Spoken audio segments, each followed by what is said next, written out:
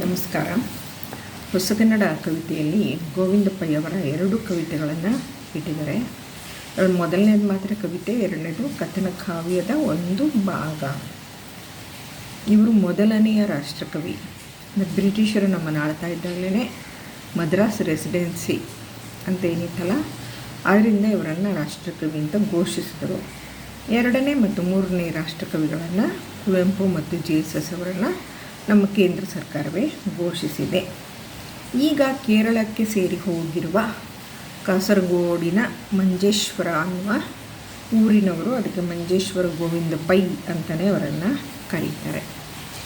ಟಿಪ್ಪಣಿಯಲ್ಲಿ ಇವರ ಬಗ್ಗೆ ಏನು ವಿವರವನ್ನು ಕೊಟ್ಟಿಲ್ಲ, ಇಷ್ಟು ಮಾತ್ರ ಕೊಟ್ಟಿದ್ದಾರೆ. 1883ರಲ್ಲಿ ಹುಟ್ಟಿದ್ರು. 1963ರಲ್ಲಿ ಅಂದರೆ ಸ್ವಾತಂತ್ರ್ಯ ಬಂದ ಮೇಲೆ ದೈವಾಧೀನರಾದರು ಅಂತ. ಮುಖ್ಯ ಕೃತಿಗಳು ಗಿಳಿಬಿಂಡು, ಗೋಲ್ಗೊತ ಮತ್ತು ವೈಶಾಖಿ, ನಂದಾದೀಪ ಅಂತ ಮಾತ್ರ ಕೊಟ್ಟಿದ್ದಾರೆ. ಇನ್ನೂ ಸುಮಾರು ಕೃತಿಗಳು ಇವರದ್ದಿವೆ. ಗಿಳಿಬಿಂಡು ಕವನ ಸಂಕಲನದಿಂದಲೇ ಅವರು ತುಂಬ ಪ್ರಖ್ಯಾತಿಯನ್ನು ಪಡೆದರು. ಮತ್ತು ಅವರಿಗೆ 14 ಭಾಷೆಗಳು ಗೊತ್ತಿತ್ತು ಅಂಥೇಳಿ. ಮತ್ತು 14 ಭಾಷೆಗಳಲ್ಲಿ ಅವರು ಕಲಕಲಾಮಲಕ ಆಗಿ ಬೇಕಾದಷ್ಟು ರಚನೆಗಳನ್ನು ಕೂಡ ಮಾಡಿದ್ದಾರೆ ಅಂತ. ಕನ್ನಡದಲ್ಲಿ ರಚಿಸಿರುವಂತಹ ಕೃತಿಗಳು ನಮಗೆ ಬಹಳ ಮುಖ್ಯವಾಗ್ತವೆ. ಸಂಶೋಧನೆಗೆ ಸಂಬಂಧಪಟ್ಟ ಹಾಗೆ ಅಂದರೆ ಕವಿಗಳ ಕಾಲನಿರ್ಣಯ, ಕಾಲದೇಶ ನಿರ್ಣಯ ಅನ್ನುವಂತಹ ಒಂದು ಸಂಶೋಧನೆಯಾಗಿ ಏನು ನಡೀತಿತ್ತು, ಅದರಲ್ಲಿ ಶಂಭಾ ಜೋಶಿ ಮತ್ತು ಗೋವಿಂದ ಪೈ ಮತ್ತು ಬೇಂದ್ರೆಯವರ ಹೆಸರು ಬಹಳ ಪ್ರಮುಖವಾಗಿ ಕಂಡುಬರ್ತದೆ. ನಿಮಗಿಟ್ಟಿರುವಂತಹ ಅವರ ಮೊದಲನೇ ಪದ್ಯ ಬಹಳ ಚಿಕ್ಕ ಕವಿತೆನೇ, ನವೋದಯದ ಕವಿತೆ. ಹಿಂದೂಗಳ ಭಾಗ್ಯವಿನ್ನೆಂದು ನೀ ತೆರೆವೆ ಅಂತ ದೇವರನ್ನು ಕೇಳ್ತಾ ಇರೋ ರೀತಿ. ಪ್ರಥಮ ಪ್ರಭಾತದಿಂದ ಏನಿತೋ ವರಮಿರದೆ ನೀನೊಡೆಯ ನಮ್ಮ ಭಾರತವ ಕಾದಿರುವೆ, ಬಳಿ ಕೆಮ್ಮನೇಂ ಪರಾಧೀನತೆಗೆ ತೊರೆದೆ, ಮರಳಿ ಹಿಂದೂಗಳ ಭಾಗ್ಯವನ್ನೆಂದು ತೆರೆವೆ. ವರುಷ ಹಲನೂರಾಯಿತು ನಮಗಿಲ್ಲ ನೋಡ ಸ್ವಾತಂತ್ರ್ಯ, ನಮ್ಮ ದುರ್ದಶೆಯನ್ ಎಂದು ಅರಿವೆ, ಮನುಜರಲ್ಲವೇ ನಮಗೆ ಮನುಜತನ ಬೇಡ, ಅಕಟ ಹಿಂದೂಗಳ ಭಾಗ್ಯವನ್ನೆಂದು ತೆರೆವೆ. ಅಳಸೆ ನೀ ಹಿಂದುತೆಯನ್ ಅಳಸೆಮ್ಮ ತೊಡೆಯ ದೊಡನೆ ಏಕೆ ನೀನೇ ಇಂತನ್ಯರಿಂದ ಅರೆವೆ, ಉಳಿಸೆ ಬೆಳೆಸೆಮ್ಮ ಮೇಣ್ ಎಳಸೆ ನೀನೊಡೆಯ ಪೇಳ ಹಿಂದೂಗಳ ಭಾಗ್ಯವನ್ನೆಂದು ತೆರೆವೆ. ಕೇಳೂ ಕೇಳದಿರೂ ಒಡೆಯ ನಾ ಕೇಳುತ್ತಿರುವೆ, ಹಿಂದೂಗಳ ಭಾಗ್ಯವನ್ನಿಂದು ನೀ ತೆರೆವೆ. ಸಂಪೂರ್ಣವಾಗಿ ಹಳಗನ್ನಡದ ಪ ಅಕ್ಷರ ಹ ಬದಲು ಬಳಸ್ತಾ ಇರುವಂಥದ್ದು. ಮತ್ತು ಕೆಲವು ಹೊಸಗನ್ನಡಕ್ಕೆ ಅಪರಿಚಿತವಾದ ನಡುಗನ್ನಡದ ಪದಗಳನ್ನು ಬಳಸಿರೋದು. ಇವೆಲ್ಲ ಸಾಂಪ್ರದಾಯಿಕ ಮನೋಭಾವವನ್ನು ಹೊಂದಿವೆ. ಆದರೂ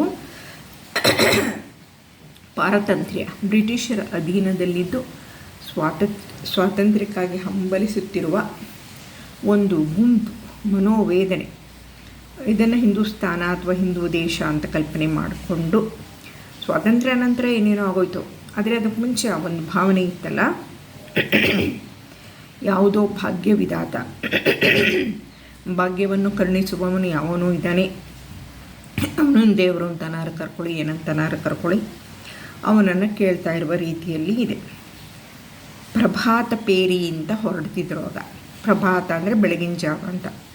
ಪ್ರಥಮ ಪ್ರಭಾತದಿಂದ ಏನಿತೋ ಎಷ್ಟೋ ವರಮಿರದೆ, ನಮಗೆ ವರ ಸಿಗಲಿಲ್ಲ, ನೀನು ಒಡೆಯ ನಮ್ಮ ಭಾರತವ ಕಾದಿರುವೆ, ಭಾರತವನ್ನು ಕಾದಿರೋದು ನೀನೇ ಭಾಗ್ಯವಿದಾತ, ಸರಿ.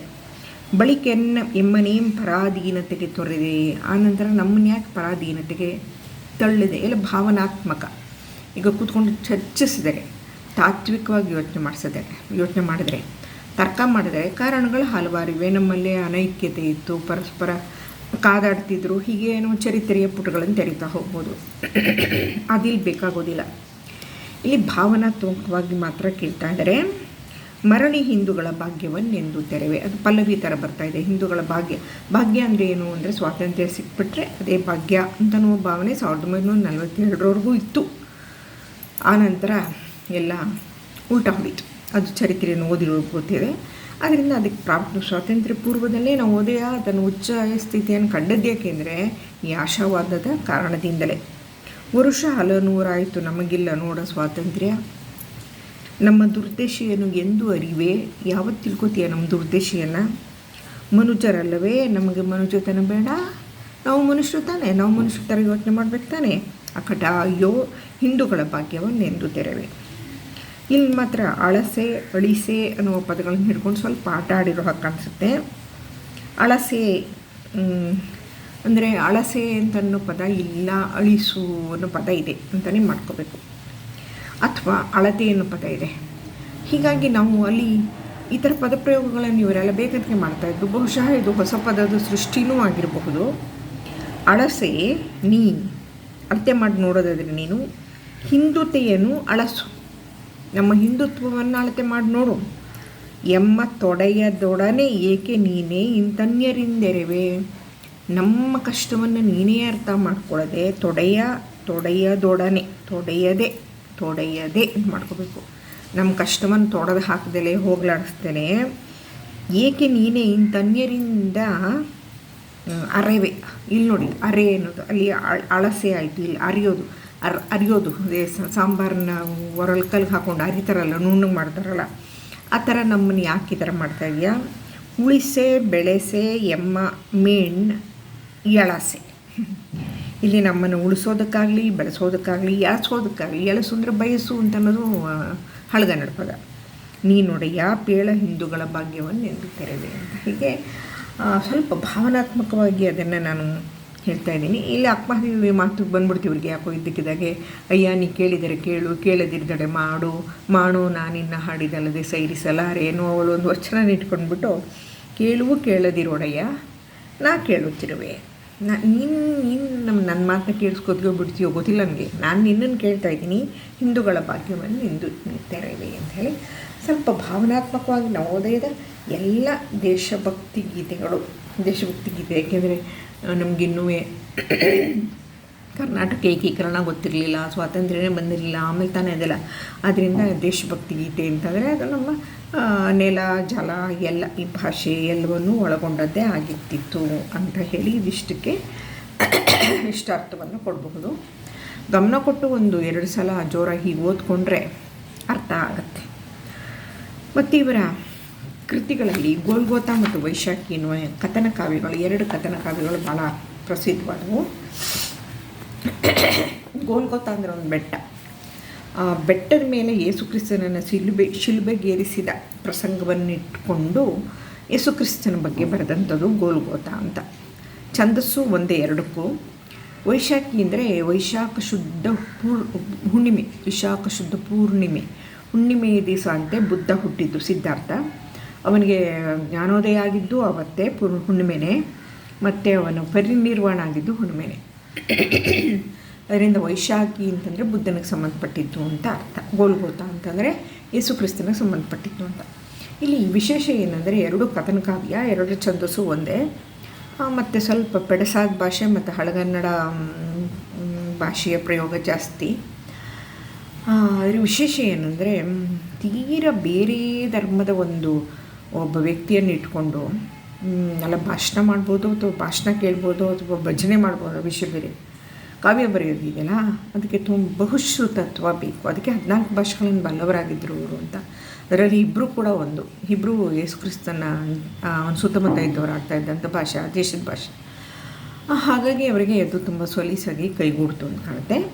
ಇಲ್ಲಿ ಗೋಲ್ಗೋತಾ ಮಾತ್ರ ಹೇಳಿದೆ, ವೈಶಾಖಿ ಭಾಗ ಇಲ್ಲ. ನಾನು ಮೊದಲನೇ BA ಓದ್ತಾ ಇರುವಾಗ 1965 ಅಂತ ಕಾಣಿಸುತ್ತೆ, ಮಂಡ್ಯದ ಸರ್ಕಾರಿ ಕಾಲೇಜಿನಲ್ಲಿ. ಆಗ ಹೆಣ್ಮಕ್ಳು ಗಂಡ್ಮಕ್ಳು ಅಂತಿರಲಿಲ್ಲ, ಕೋ ಎಜುಕೇಷನ್ ಇತ್ತು.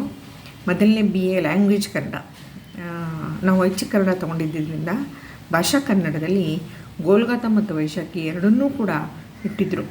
ಮತ್ತು ಅದನ್ನು ಪಾಠ ಕೇಳಿದ್ದು ಕೂಡ ನನಗೆ ಇವಾಗೂ ನೆನಪಿದೆ. ನನಗೆ ಆಯ್ದ ಭಾಗ ಅಂತ ಕೊಟ್ಟಿದ್ದಾರೆ, ಯೇಸು ಕ್ರಿಸ್ತನನ್ನು ಶಿಲುಬೆಗೇರಿಸುವ ಭಾಗವನ್ನೇ ಕೊಟ್ಟಿದ್ದಾರೆ. ಸೊ ಇದ್ರ ಹಿಂದೆ ಮುಂದಿನ ಕಥೆ ಏನು ಬೇಕು ಅಂತ ಅನಿಸಿದ್ರೆ ನಾವು ಒಮ್ಮೆ ಹೇಳ್ಕೊಳ್ಬಹುದು. ಇದನ್ನು ನಾನು ಎಲ್ಲಾದರೂ ಒಂದು ಹಂತದ ಕಡೆ ನಿಲ್ಲಿಸಿ ನಾನು ಏಕದಮ್ ಪದವಿ ಭಾಗ ಮಾಡಿ ಓದ್ತಾ ಇದ್ದೀನಿ. 3-4 ಸಲ ಓದಿದ್ರೆ ನಮಗೆ ಸಮಯ ತುಂಬ ಜಾಸ್ತಿ ಹಿಡಿತದೆ. ಅದಕ್ಕಾಗಿ ಏಕದಮ್ ಪದವಿ ಭಾಗ ಮಾಡಿ ಸ್ವಲ್ಪ ಅರ್ಥ ವಿವರಣೆಯನ್ನು ಕೊಟ್ಟು ಓದಿದ್ರೆ ಬಹುಶಃ ಕಮ್ಯುನಿಕೇಟ್ ಆಗ್ತದೆ ಅಂತ ನಾನು ಅಂದ್ಕೊಂಡಿದ್ದೀನಿ. ಅಂದಿದು ವಸಂತ ಪೂರ್ಣಿಮೆಯ ಭೃಗುವಾರದ ಆ ನಡುಹಗಲ ಸಿರಿ ಹೊತ್ತು. ಇಲ್ಲೂ ಕೂಡ ವಸಂತ ಪೂರ್ಣಿಮೆಯ ಗುರುವಾರ ನಡುಹಗಲು ಆ ಸಿರಿ ಹೊತ್ತು ಸಮಯಕ್ಕೆ ಕೂಡ ಅದು ತುಂಬ ಸಿರಿವಂತವಾದದ್ದು, ಐಶ್ವರ್ಯವಂತವಾದದ್ದು. ಆ ಸಮಯ ಕೂಡ ತುಂಬ ಪವಿತ್ರವಾದದ್ದು ಅಂತ ಅನ್ನೋ ಥರ. ಭಾಸ್ಕರನ ಸುಳಿವಿಲ್ಲ ಆಗಬೇಕಲ್ವೇ, ಅಲ್ಲಿ ಸುಳುವಿಲ್ಲ ಅಂತ ಪ್ರಿಂಟ್ ಆಗಿದೆ. ಇಲ್ಲಿ ಮುದ್ರಣ ದೋಷಗಳು ಇರೋದ್ರಿಂದ ಇದೇನು ಅವರೇ ಈ ರೀತಿ ಭಾಷೆಯನ್ನು ಬಳಸ್ತಾರೋ ಮುದ್ರಣ ದೋಷವು ಅಂತ ಕೂಡ ಕಂಡುಹಿಡಿಯೋದು ನಮ್ಗೆ ಕಷ್ಟ ಆಗುತ್ತೆ. ಸೊ ನಾವು ಒರಿಜಿನಲ್ ಗೋಲ್ಗೋತ ವೈಶಾಖಿ ಕಾವ್ಯಕ್ಕೆ ಹೋಗಬೇಕಾಗತ್ತೆ. ನೋಡು ಒಂದೇ ಬರಮೋಡ, ನೋಡಿ ಇಲ್ಲೂ ಅಷ್ಟೇ ಬರೀ ಬಿಳಿ ಮೋಡ ಅಂತಾಗಬೇಕು. ಬಾನಗಲ ಚಾಚಿ ನೋಹನ ಕಾಲದ ಪ್ರಳಯ ಮೇಘವೇನೆ ಮುಚ್ಚಿಹುದು. ನೋಹ ಅಂದರೆ ಪ್ರಳಯ ಕಾಲ ಅಂತ. ನಾನು ಓದಿದ ಪುಸ್ತಕದಲ್ಲಿ BA ಓದುವಾಗ ಅಚ್ಚುಕಟ್ಟಾಗಿ ಟಿಪ್ಪಣಿಯಲ್ಲಿ ಪೂರ್ತಿ ವಿವರಣೆಯನ್ನು ಕೊಟ್ಬಿಟ್ಟಿದ್ರು. ಇಲ್ಲಿ ಟಿಪ್ಪಣಿಲೂ ಇಲ್ಲ, ಏನೂ ಇಲ್ಲ. ನನ್ನ ಹತ್ರ ಗೋಲ್ಗೋತ ವೈಶಾಖಿ ಕಥನ ಕಾವ್ಯಗಳೂ ಇಲ್ಲ. ಬಹಳ ಆಶ್ಚರ್ಯ ಅಂದರೆ ಒಂದು ಸಲ ಇದನ್ನು ಓದಿದ ಮೇಲೆ ಇದು ನನಗೆ ಆವಾಗಿತ್ತಲ್ಲ, ಯಾವಾಗಲ 1965 ಆಗಿತ್ತಲ್ವೇ ಅಂತ ಸುಮ್ಮನೆ ಕಣ್ಣು ಮುಚ್ಕೊಂಡ್ರೆ ನನಗೆ ಆ ಟಿಪ್ಪಣಿಯಲ್ಲಿ ಓದಿದ ಭಾಗಗಳೆಲ್ಲ ನನಗೆ ನೆನಪಿಗೆ ಬಂದವು. ಎಡಗಡೆ ಪೇಜು ಮಧ್ಯದಲ್ಲಿ, ಬಲಗಡೆ ಪೇಜು ಮೇಲ್ಗಡೆ ಅನ್ನೋಷ್ಟು ಸ್ಪಷ್ಟವಾಗಿ ನನಗೆ ನೆನಪಿಗೆ ಬಂದವು. ನೆನಪಿನ ಆಧಾರದಿಂದ ನಾನು ಇದನ್ನು ಅರ್ಥ ಹೇಳ್ತಾ ಇದ್ದೀನಿ. ಹೆಚ್ಚು ಕಡಿಮೆ ಅರ್ಥ ಆಗುತ್ತೆ, ತಪ್ಪು ಏನೂ ಆಗೋದಿಲ್ಲ. ಪ್ರಳಯ ಕಾಲದ ಮೋಡ, ಅವರಲ್ಲೂ ಓಲ್ಡ್ ಟೆಸ್ಟಿಮೆಂಟ್ ಇದು, ಯಾವುದೋ ಯೇಸು ಕ್ರಿಸ್ತನಿಗಿಂತ ಮುಂಚಿನ ಕಲ್ಪನೆಗಳಲ್ಲಿ ಕೆಲವಿವೆ. ಇಲ್ಲಿ ನೋಹನ ಕಾಲದ ಪ್ರಳಯ ಮೇಘವೇನೆ ಮುಚ್ಚಿಹುದು. ಒಂದು ಮೋಡ, ಬರಿ ಮೋಡ, ಮಳೆ ಬರ್ಸೋ ಮೋಡ ಏನಲ್ಲ ಅದು, ಆದರೆ ಪ್ರಳಯ ಕಾಲದ ಮೋಡದ ಥರ ಆಕಾಶ ಮುಚ್ಕೊಂಡ್ಬಿಟ್ಟಿದೆ, ಸೂರ್ಯ ಕೂಡ ಕಾಣಿಸ್ತಾ ಇಲ್ಲ. ಬೇಗೆ ತಡೆಯಲಾಗದು. ಈ ಥರ ಏನಾಗುತ್ತೆ ಅಂದರೆ ಸೂರ್ಯನ ಬಿಸಿಲು ಇಲ್ದಲೇ, ಬರೀ ಮಳೆನೂ ಇಲ್ದಲೇ ಈ ಥರ ಆದರೆ ಉಪ್ಸ ಒಂಥರ ಬೇಗೆ ಆಗುತ್ತೆ. ಗಾಳಿ ಸೂಸೋದು, ಪದವಿಭಾಗ ಮಾಡ್ತಾಯಿದ್ದೀನಿ. ಬೇಗೆ ತಡೆಯಲಾಗದು, ಗಾಳಿ ಸೂಸೋದು, ಗಾಳಿ ಬೀಸ್ತಾ ಇಲ್ಲ. ಇಳೆ ಭೂಮಿ ಉಬ್ಬಸದೊಳೆ ಏದುತ್ತಿದೆ. ಈಗ ನಾನು ಹೇಳಿದ್ನಲ್ಲ, ಅದೇ ಸೆಕೆ ಒಂಥರ ಗುಬ್ಬಲು ಸೆಕೆ ಅಂತ ಕರಿತೀವಿ ನಾವು ಅದನ್ನು. ಉಬ್ಬಸದೊಳೆ ಏದುತ್ತಿದೆ, ಭೂಮಿನೇ ಆ ಸೆಕೆ ತಡಿಲಾರದೆ ಎದುಸಿರು ಬಿಡ್ತಾ ಇದೆ ಅನ್ನೋ ಥರ ಇದೆ. ಮರಗಳಲ್ಲಿ ಕದಲೋದು ಎಲೆ, ಮರದ ಮೇಲೆ ಒಂದು ಎಲೆ ಕೂಡ ಅಲ್ಲಾಡ್ತಾ ಇಲ್ಲ. ಗಾಳಿ ಬೀಸ್ತಾ ಇಲ್ವಲ್ಲ. ಹಕ್ಕಿಗಳ ಉಸುರಿಲ್ಲ. ನಾವು ಸಾಮಾನ್ಯವಾಗಿ ಹಕ್ಕಿಗಳ ಉಲಿವಿಲ್ಲ ಅಂತ ಹೇಳ್ತೀವಿ ನೋಡಿ, ಎಲ್ಲರೂ ಬರೆಯೋದು. ಇಲ್ಲಿ ಹಕ್ಕಿಗಳ ಉಸುರಿಲ್ಲ ಅಂತ ಹೇಳ್ತಾರೆ. ಹಕ್ಕಿಗಳು ಉಸಿರಾಡ್ತಾ ಇವೆಯೋ, ಶಬ್ದನೇ ಇಲ್ಲ. ಉಸುರು ಅಂದರೆ ಶಬ್ದ ಅಂತಲೂ ಅರ್ಥ. ನಟ್ಟಿರುಳೊಳಂತೆ ಏನು ನಡುರಾತ್ರಿಯೋ ಅನ್ನುವ ಹಾಗೆ. ಮನೆಯೊಳು ಮನೆಯೊಳೊಳು ಉಸಿಕನೆ ಸಂತಮಿರತಕ್ಕ ಜನಪದಂ. ಇನ್ನು ನಡುರಾತ್ರಿನೋ ಹಾಗೆ ಮನೆಯೊಳಗೂ ಉಸಿಕನೆ, ಸುಮ್ಮನೆ ಮಾತಾಡದಲೆ ನಿಶಬ್ದವಾಗಿ, ಸಂತ ಸುಮ್ಮನೆ ಇರತಕ್ಕ ಜನಪದಂ. ಆ ಜನ ಏನು ಮಾಡಿದ್ರು, ದಗೆ ಹೆಬ್ಬಾವಂತೆ ಹೊರಟು. ದಗೆ ತುಂಬ ಸೆಕೆ, ದಗೇನೇ ಹೆಬ್ಬಾವಾಯಿತೋ ಅನ್ನುವ ರೀತಿಯಲ್ಲಿ ಹೊರಟು ತಿಂತಿಣಿವರಿದು. ತಿಂತಿಣಿ ಅಂದರೆ ಗುಂಪಾಗಿ ಬಂತು. ಶಲಭ ಸಮೂಹದಂತೆ, ಶಲಭ ಅಂದರೆ ಒಂದು ಪ್ರಾಣಿ, ಆ ಪ್ರಾಣಿಗಳ ಗುಂಪಿನಂತೆ. ಯಾವ ಪ್ರಾಣಿ ಅಂತ ಬೇಡ, ಒಂದು ಪ್ರಾಣಿ ಅಂತ ಇಟ್ಕೊಂಡ್ಬಿಡೋಣ. ನಾವೆಲ್ಲ ಕಾಲ್ಪನಿಕ ಪ್ರಾಣಿಗಳು ಈಗೆಲ್ಲೂ ಇಲ್ಲ. ನಾವು ಸಿಗೋದು ಒಂದೇ ಕಡೆ, ನಿಘಂಟಿನಲ್ಲಿ ಅಂತ ನಾನು ತಮಾಷೆ ಮಾಡ್ತಿದ್ದೆ. ಒಂದೇ ಕಡೆ ಅಂದರೆ ಏನು, ಆಫ್ರಿಕಾದ ಕಾಡುಗಳಲ್ಲಿ ಸಿಗ್ತವೇನೋ ಅಂತ ವಿದ್ಯಾರ್ಥಿಗಳು ನಿರೀಕ್ಷೆ ಮಾಡ್ತಾಯಿದ್ರೆ, ಅದು ಸಿಗೋದು ಒಂದೇ ಕಡೆ, ನಿಘಂಟಲ್ಲಿ ಮಾತ್ರ ಅಂತ ಹೇಳ್ಬಿಡ್ತಾಯಿದ್ದೆ. ಹಾಗೆ ಆ ಥರ ಇಟ್ಕೊಂಡು ಬಿಡೋಣ. ಕೆಲವರು ಹುಲಿ ಅಂತ ಅನ್ಬಹುದು. ಶಲಭ ಸಮೂಹದಂತೆ ಯೆರೂಸಲೇಮ್ ನಗರದ ಅಗಸೆಯ ಹೊರಗೆ ಇರುವ, ಅಗಸೆ ಬಾಗಿಲು ಅಂತ ಕರೀತಾರೆ, ಊರ ಹೊರಭಾಗಕ್ಕೆ ಒಂದು ಬಾಗಿಲು ಇರ್ತಿತ್ತು. ಈಗ ಕಮಾನು, ಆರ್ಚು ಎಲ್ಲ ನಿಲ್ಲಿಸ್ತಾರಲ್ಲ ಆ ಥರ. ಅದರ ಹೊರಗಿರುವ ಕಪಾಲ ಸ್ಥಾನ ಎಂಬುವ ಗೋಲ್ಗೋತ ಗಿರಿಗೆ. ನಮ್ಮಲ್ಲಿ ಕಪಾಲ ಅಂತಂದರೆ ಕಪಾಲ ಕೆನ್ನೆ, ಬ್ರಹ್ಮ ಕಪಾಲ. ಶಿವ ಬ್ರಹ್ಮಹತ್ಯೆ ಮಾಡಿದ ದೋಷದಿಂದ ಬ್ರಹ್ಮನಿಗೆ 5 ತಲೆ ಇತ್ತು. ಒಂದು ತಲೆ ನೀವು ಕತ್ತರಿಸಾಕಿದ್ದಕ್ಕೆ ಆ ತಲೆ ಬಂದು ಕೈಗೆ ಅಂಟ್ಕೊಂಬಿಡ್ತು, ಬ್ರಹ್ಮ ಕಪಾಲ ಅಂತೆಲ್ಲ ಕಥೆ ಇದೆ. ಅದಕ್ಕೆ ಕಪಾಲ ಅಂತಂದರೆ ಎಂಥದ್ದು ಭಿಕ್ಷಾ ಪಾತ್ರೆ ಥರನೂ ಇರುತ್ತೆ. ಕೆನ್ನೆನ ಹೀಗೆ ಹಿಡ್ಕೊಂಡು ಹಾಗೆ ಕಾಣಿಸುತ್ತೆ. ಹೊರಗೆ ಕಪಾಲ ಸ್ಥಾನ ಎಂಬುವ ಗೋಲ್ಗೋತಾಗಿರಿಗೆ ಬಂದಿಗಳಿಂದ ಹೊರಿಸಿ ತಂದ 3 ಶಿಲುಬೆಗಳ ನೆಟ್ಟರು. ಅವ್ರ ಕೈಲೇ ಹೊರಿಸಿದ್ರು. ಯಾರು ಶಿಲ್ಬೆ ಹಾಕ್ತಾರೋ ಅವ್ರ ಕೈಲೇ ಹೆಗಲ ಮೇಲೇ ಆ ಶಿಲ್ಬೆ ಕ್ರಾಸ್ ಆಕಾರದ ಕೋಲು, ಅದನ್ನು ನಾವು ಕಲ್ಪನೆ ಮಾಡ್ಕೊಳ್ಬಹುದು. ನೆಟ್ಟರು ಆ ಗೋಲ್ಗೋತಾದ ಶಿಖರದಲ್ಲಿ, ಬೆಟ್ಟದ ಮೇಲ್ಭಾಗದಲ್ಲಿ ಯೇಸುವ ನಡುವೆ, ಯೇಸುವಂ ಅಂತ ಮಾಡ್ಕೋಬೇಕು. ಯೇಸುವಂ ಅಂತ ಅಲ್ಲಿರೋದು ಪ್ರಿಂಟ್ ಆಗಿರೋದು ತಪ್ಪು ಕಾಣಿಸ್ತಾ ಇದೆ. ಯೇಸುವನ್ನು ನಡುವೆ ಮೇನ್ ಎಡಬಲದವಳು ಮತ್ತು ಎಡಬಲದಲ್ಲಿ ಇಬ್ಬರು ಕಳ್ಳರ ಮಧ್ಯೆ ಇವನ್ನ ನಿಲ್ಲಿಸ್ತಾರೆ. ಅಂದರೆ ಆ ಜನಾಂಗಕ್ಕೆ ಎಷ್ಟು ದ್ವೇಷ ಇರ್ಬೋದು ಇವನ ಮಧ್ಯೆ. ಇವನನ್ನು ಆಮೇಲೆ ದೇವಪುರುಷ ಅಂದರು, ರೆಸರೆಕ್ಷನ್ ಆದಮೇಲೆ, ಪುನರುತ್ಥಾನ ಆದಮೇಲೆ, ಅದನ್ನೆಲ್ಲ ಆಮೇಲೆ ನೋಡ್ಬೋದು. ಅಂಥವನನ್ನು ಮಧ್ಯದಲ್ಲಿ ಹಾಕಿ ಕಳ್ಳರಿಬ್ಬರಂ ಸಿಲುಬೆಗಳಿಗೆ ಇಕ್ಕಿ ಕೈಕಾಲುಗಳಿಗೆ ಮೊಳೆ ಜಡೆದು, ಅದು ಹೇಗೆ ಎನ್ನುವ ವಿವರ ನಿಮ್ಗೆ ಅನೇಕ ಕಡೆಗಳಲ್ಲಿ ಗೊತ್ತಿದೆ. ಯಹೂದ್ಯರ ಅರಸನಿ ನಜರಾಯ ಯೇಸುವೆಂದ ಬರೆದ ಹಲಗೆಯಂ.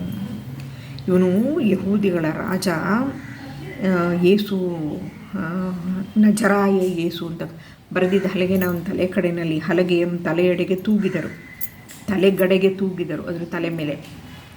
ಈಗ ವರ್ಣಿಸ್ತಾರೆ ಗೋವಿಂದ ಪೈ. ಇದೇ ಬಹಳ ಮುಖ್ಯವಾದದ್ದು. ಮತ್ತು ಸಂದರ್ಭ ಬರೆಯಿರಿ, ಸ್ವಾರಸ್ಯ ವಿವರಿಸಿ, ಭಾವಾರ್ಥ ಬರೆಯಿರಿ, ಎಲ್ಲ ಕಡೆ ಕೇಳಬಹುದಾದ್ದು.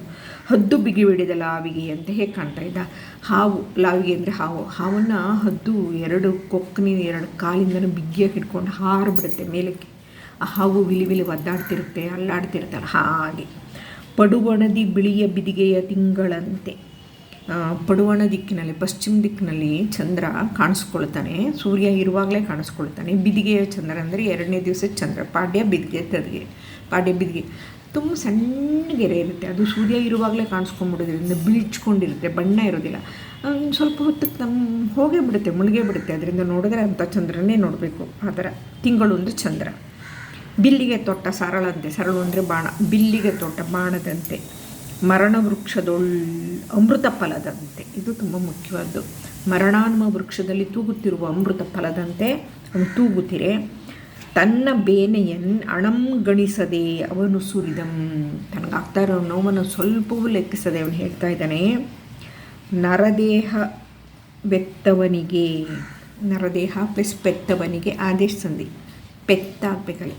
ನರದೇಹವನ್ನು ಧರಿಸಿದವನಿಗೆ ಆ ತನು ಅಂದರೆ ದೇಹದ ಗುಣಧರ್ಮವಹ ಬೇನೆ. ಆ ತನುವಿನ ಗುಣಧರ್ಮ ದೇಹ ಅಂತಿದ್ಮೇಲೆ ಬೇನೆ, ನೋವು ಅಂತಿದ್ದೇ ಇರುತ್ತೆ. ಇಲ್ಲ ಅದಿಹುದೆಂತು ನೋವಾಗದೇ ಇರೋಕ್ಕೆ ಸಾಧ್ಯವೇ.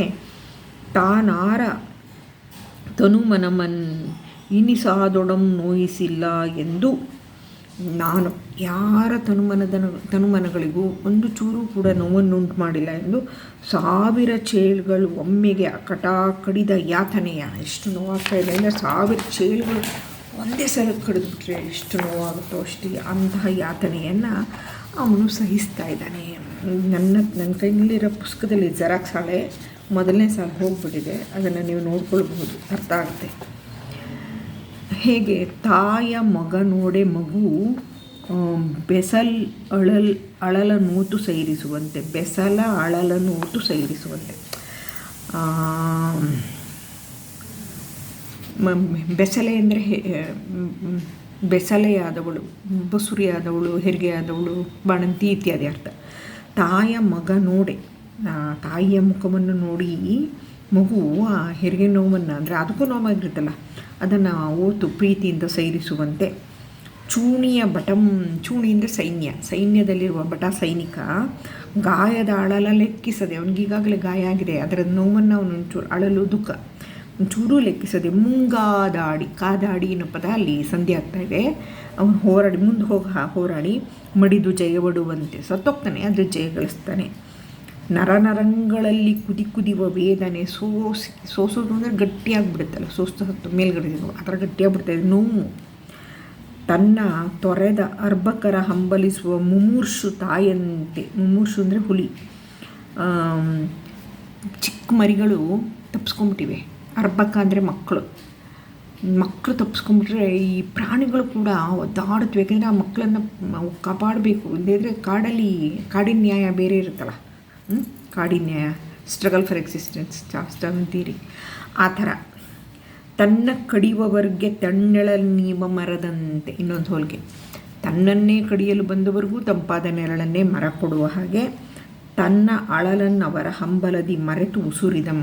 ತನ್ನ ದುಃಖವನ್ನು ಯಾರು ಅವನನ್ನು ಗಲ್ಲಿಗೇರಿಸ್ತಾ ಇದ್ದಾರೋ, ಇದು ಶಿಲ್ಬೆಗೇರಿಸ್ತಾ ಇದ್ದಾರೋ ಅವ್ರಿಗೋಸ್ಕರನೇ ಹಂಬಲಿಸ್ಕೊಂಡು ಅವನು ಹೇಳ್ತಾನೆ, ಕ್ಷಮಿಸು ಅವರ ನೆಲೆ ತಂದೆ. ಅವರನ್ನು ಗಲ್ಲಿಗೇರಿ ಏಲಿಸ್ತಾ ಇದ್ದಾರಲ್ಲ ಅವರನ್ನು, ತಾವೇನೆಸಗಿದಪ್ಪೆವು ಎಂದು ಅರಿಯರಿವರು ಅಂದರೂ ಆಯಿತು. ತಾವೇನು ಮಾಡ್ತಿದ್ದೀವಿ ಅಂತ ಅವ್ರಿಗೆ ಗೊತ್ತಿಲ್ಲ, ಅವ್ರನ್ನ ಕ್ಷಮಿಸ್ಬಿಡು ಅಂತ. ಇದು ಭಾಳ ಪ್ರಸಿದ್ಧವಾದ ವಾಕ್ಯ. ನೆರೆದವರು ಅಲ್ಲಿದ್ದಾರಲ್ಲ ಅವರೆಲ್ಲ ಭಾಳ ಕೆಟ್ಟವರು, ಅದನ್ನು ಕೇಳಿ ನಮಗಾಗಿ ಕ್ಷಮೆಯ ಯಾಚಿಸುವುದಂತಿರಲಿ, ನೀ ದೇವಸುತನಾಗಿದ್ದರೆ ಈ ಶಿಲುಬೆಯಿಂದ ಇಳಿದು ಬಾರ ನೋಡುವ. ನೀನು ನಿಜವಾದ ದೇವರ ಮಗನೇ ಆಗಿದ್ದರೆ ಈ ಶಿಲುಬೆಯಿಂದ ಇಳಿದು ಬರಲೇ ಎಂದು ಜಟಕರೆಸಿ ಗರ್ಜಿಸ್ತಾರೆ ಅವರು ಯಾಜಕರು. ಅವ್ರು ಹೇಳ್ತಾರೆ, ಅನ್ಯರಂ ರಕ್ಷಿಸಿದಿವಂ ತನ್ನ ತಾನೇ ರಕ್ಷಿಸಲಾರನಾದನೇ. ಬೇರೆಯವರನ್ನು ರಕ್ಷಿಸ್ತಾನೆ, ತಾನು ಕಾಪಾಡ್ಕೊಳ್ಳೋಕ್ಕಾಗಲಿಲ್ವಾ?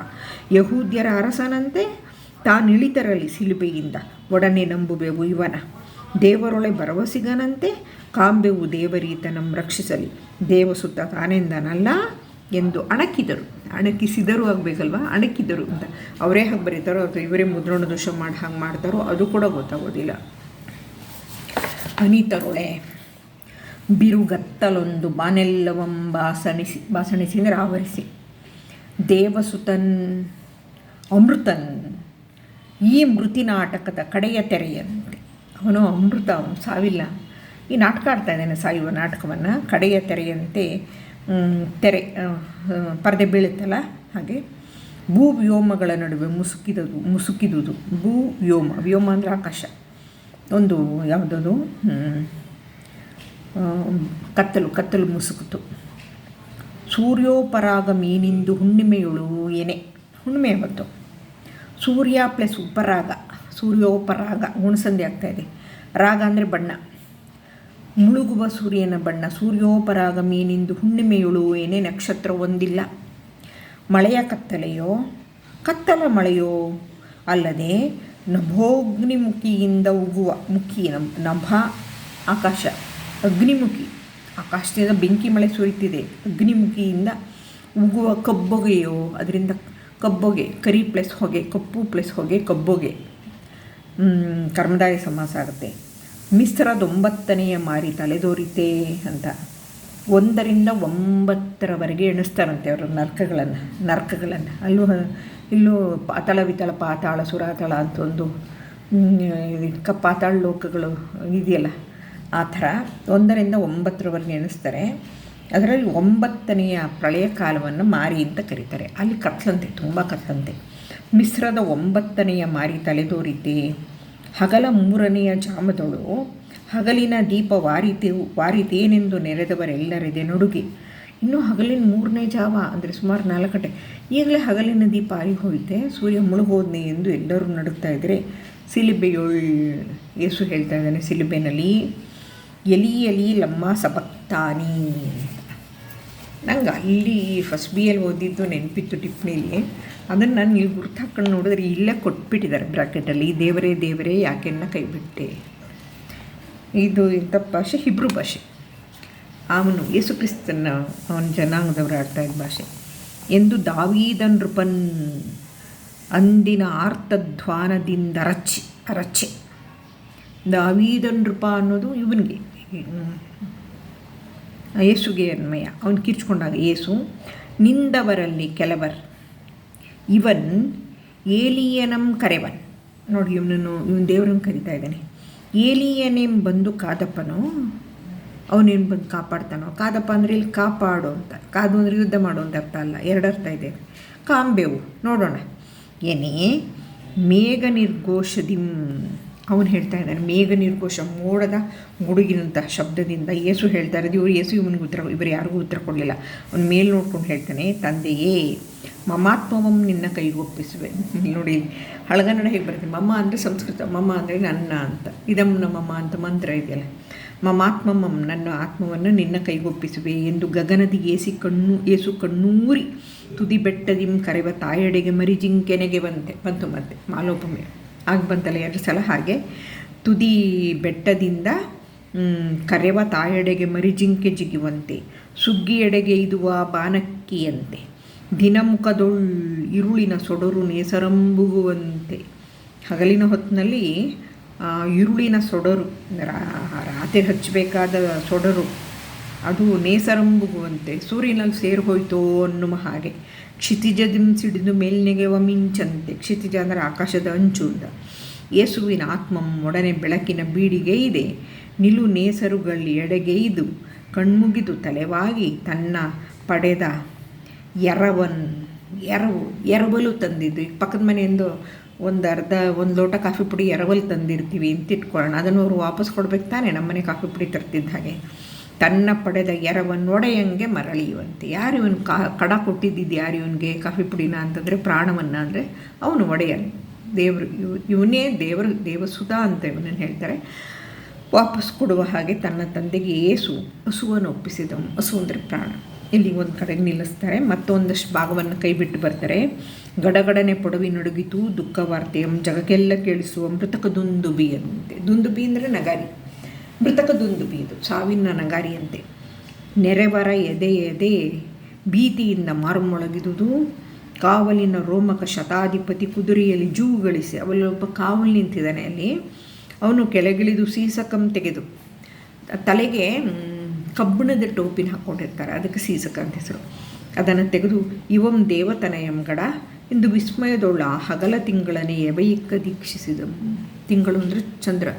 ಇನ್ನು ಸೂರ್ಯ ಮುಳುಗೇ ಇಲ್ಲ, ಆಗಲೇ ಕತ್ತಲೆ ಕವಚ್ಕೊಂಡು ಚಂದ್ರ ಕಾಣಿಸ್ತಾ ಇದ್ದಾನೆ. ಚಂದ್ರ, ಹುಣ್ಣಿಮೆ ಚಂದ್ರ ಪೂರ್ವ ದಿಕ್ಕಲ್ಲಿ ಹುಟ್ಟು ಬಿಡ್ತಾನಲ್ಲ ಮುಂಚೆನೆ, ಸೂರ್ಯ ಇರುವಾಗಲೇ ಹುಟ್ಟುಬಿಡ್ತಾನೆ, ಅದು ಕಾಣಿಸ್ತು ಅಂತ. ಮೆಲ್ಲೆನೆ ತೆಗೆದುದ ಕತ್ತಲ ಮೋಡ. ಇನ್ನು ಸ್ವಲ್ಪ ಜಾಗ ಬಿಟ್ಟು ಮುಂದೆ ಬರ್ತಾ ಇದ್ದಾರೆ. ಸುಳಿದುದು ಎಳೆಗಾಳಿ, ನೋಡಿ ನಿಂತೋಗಿದ್ದೆಲ್ಲ ಬಂತು, ಇವಾಗ ಕತ್ಲು ಮೋಡ ಹೋಯಿತು, ಎಳೆಗಾಳಿ ಬೀಸ್ತು. ಮುಚ್ಚಿದ ಕೋಳಿ ಹೊರಹೊಂಚಿ ಮುಂಬೆಳಕೊಳಂತೆ ಕೂಗಿತು. ಅಲ್ಲೆಲ್ಲ ಉಸ್ಕೊಂಡಿತ್ತು ಕೋಳಿ. ಬೆಳಗಾಯ್ತೇನೋ ಅಂತ ಅದು ಕೂಗ್ಬಿಡ್ತು. ಹಕ್ಕಿಗಳ ಹಿಂಡು ಗೂಡಿಂದ ಹೊರಸೂಸಿತು. ಕತ್ಲಾಗಿತ್ತಲ್ಲ, ಅವೆಲ್ಲ ರಾತ್ರಿ ಆಯಿತು ಅಂತ ತಿಳ್ಕೊಂಡಿದ್ವು, ಈಗ ಬೆಳಕಾಯಿತು ಅಂತ ತಿಳ್ಕೊಂಡು ಎಲ್ಲ ಹೊರಗೆ ಬರ್ತಾಯಿವೆ. ಅರೆ ಮೇವಿನೊಳೆ, ಮೇವು ತಿಂತಾ ಇದ್ದವು, ಅರ್ಧಕ್ಕೆ ನಿಲ್ಲಿಸ್ಬಿಟ್ಟಿದ್ವು. ಕಂಗೆಟ್ಟು ಮಂದೆ ಒಟ್ಟಾಗಿ ಮರಳಿತು ಮನೆಗೆ. ಅಂತೂ ಹಗಲಿನ ರಾತ್ರಿ ಪಾಳಿಯಂತೆಗೆಯೇ ಪಡುವಣದಿರವಿ ಮೂಡಿ ತನ್ನೆದುರಿನೊಳೆ ಪಡುಮುಗಂಗೊಂಡು ಪಶ್ಚಿಮ ದಿಕ್ಕಿಗೆ ಮುಖ ತೋರಿಸ್ಕೊಂಡು ಧರ್ಮಪತಾಕೆಯ ನಡುಸಿಲುಬೆಯಲ್ಲಿ ಚಾಚಿದ ಅಪರಾರ್ಕನಂ ಕಂಡು. ಅಪರ ಪ್ಲಸ್ ಅರ್ಕ ಅಂದರೆ ಸೂರ್ಯ, ಅಪರಾರ್ಕ ಮುಳುಗುವ ಸೂರ್ಯ. ಸೂರ್ಯನಿಗೂ ಕೂಡ ಇವನು ಮುಳುಗ್ತಾ ಇರುವ ಸೂರ್ಯನ ಥರ ಕಾಣಿಸ್ತಾ, ಪ್ರಾಣ ಬಿಟ್ಟಿರುವ ಯೇಸು ಮಧ್ಯೆ ನೋಡಿಬಿಟ್ಟು ಅವನನ್ನು ಕಂಡು ತಾನು ಅಸ್ತಮಿಸಲಿ. ಸೂರ್ಯ ಕೂಡ ಮುಳುಗ್ಬಿಟ್ಟ. ಅಲ್ಲಿ ನೆರೆದವರೆಲ್ಲ ಕತ್ತಲೆಯ ದಂಡೆಯ ಹಿಂಡೆದ್ದ ಕೊಕ್ಕರೆಗಳಂತೆ. ಕತ್ಲಾದರೆ ಎಲ್ಲ ಪ್ರಾಣಿ ಪಕ್ಷಿಗಳಿಗೂ ಭಯ.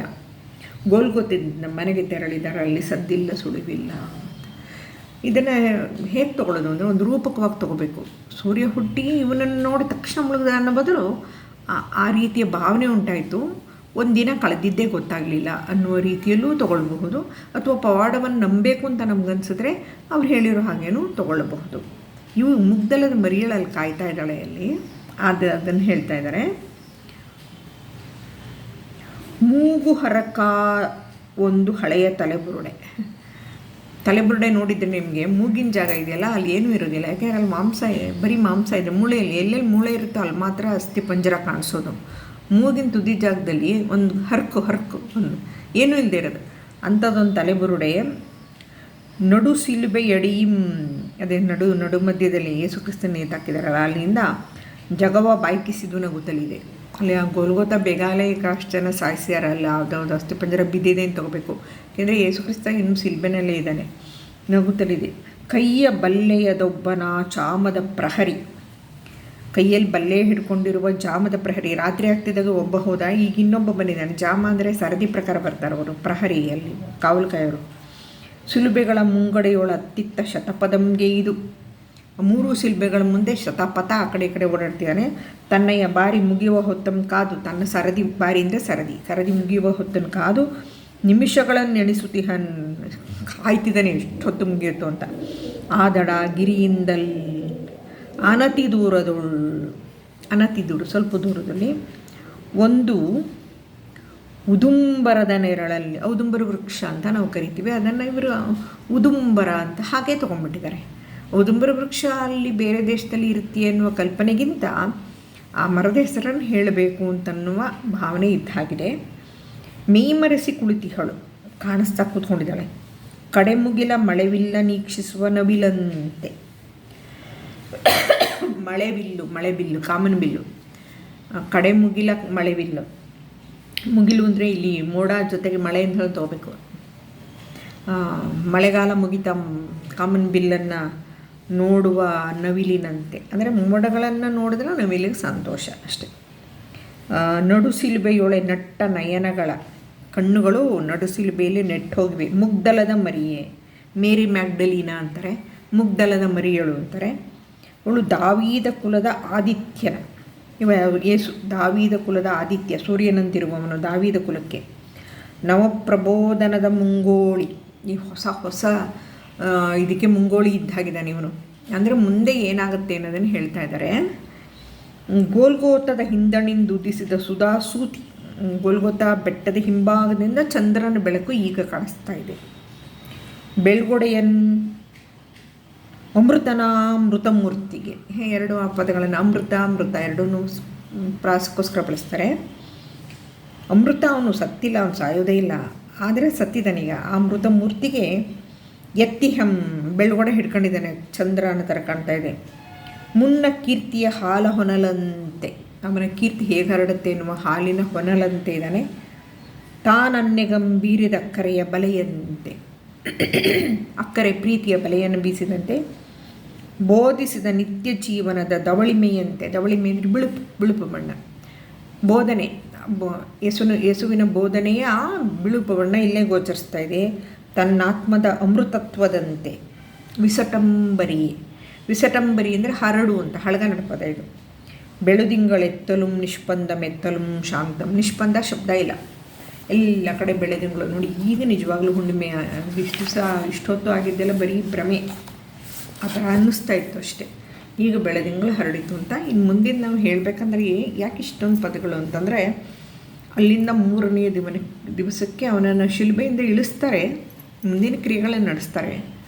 ಆದರೆ ನಾನು ಓದಿರುವ ನ್ಯೂ ಟೆಸ್ಟಿಮೆಂಟ್, ಓಲ್ಡ್ ಟೆಸ್ಟಿಮೆಂಟ್ಗಳಲ್ಲಿ ಇರುವ ಹಾಗೆ ಅವನು ರಿಸರೆಕ್ಷನ್ ಮತ್ತು ಪುನರುತ್ಥಾನ ಅಂತೇಳಿ ಅವರು ಅದೇನು ಹೇಳ್ತಾರೆ, ಬುಧವಾರ ಶುಭ ಶುಕ್ರವಾರದ ದಿವಸ ಅವನು ಬರ್ತಾನೆ ಮತ್ತೆ ಅಂತ. ರಿಸರೆಕ್ಷನ್ ಅಂದರೆ ಇವರೆಲ್ಲ ಸತ್ತೋದ್ರೂ ಬದುಕಿದವರು ಅಂತ. ಈಗ ವ್ಯಕ್ತಿಯ ದೇಹ ಹೋಗಿರಬಹುದು, ಆದರೆ ಅವರ ಹೆಸರು ಅಜರಾಮರ ಅಂತ ನಾವು ನಮ್ಮ ಕವಿಗಳನ್ನೇ ನೋಡಬಹುದು. ನಮ್ಮ ಗಾಂಧಿ, ಅಂಬೇಡ್ಕರ್, ಬುದ್ಧ, ಬಸವ, ಗಾಂಧಿ ಅಂತ ಸೇರಿಸ್ಬೇಕು. ಯಾಕೆಂದರೆ ಇಲ್ಲಿ ಧರ್ಮದ ಹೊಯ್ದಾಟ, ಸೆಣಸಾಟ, ಮೇಲಾಟ ಅಲ್ಲ. ಆ ವ್ಯಕ್ತಿ ಬೋಧಿಸಿದ ತತ್ವಗಳ ಆಧಾರದ ಮೇಲೆ, ಸಮಾನತೆಯ ಆಧಾರದ ಮೇಲೆ, ಆಮೇಲೆ ಕರುಣೆಯ ಅನುಕಂಪದ ಆಧಾರದ ಮೇಲೆ ಮತ್ತು ಪವಾಡಗಳನ್ನು ಮಾಡುವ ಒಂದು ಪ್ರಭಾವಳಿ ಕೂಡ ಇವನಿಗಿದೆ. ಆ ಎಲ್ಲ ಹಿನ್ನೆಲೆಯಲ್ಲಿ ಇದಿಷ್ಟನ್ನು ನೋಡಬಹುದು. ನಮಸ್ಕಾರ.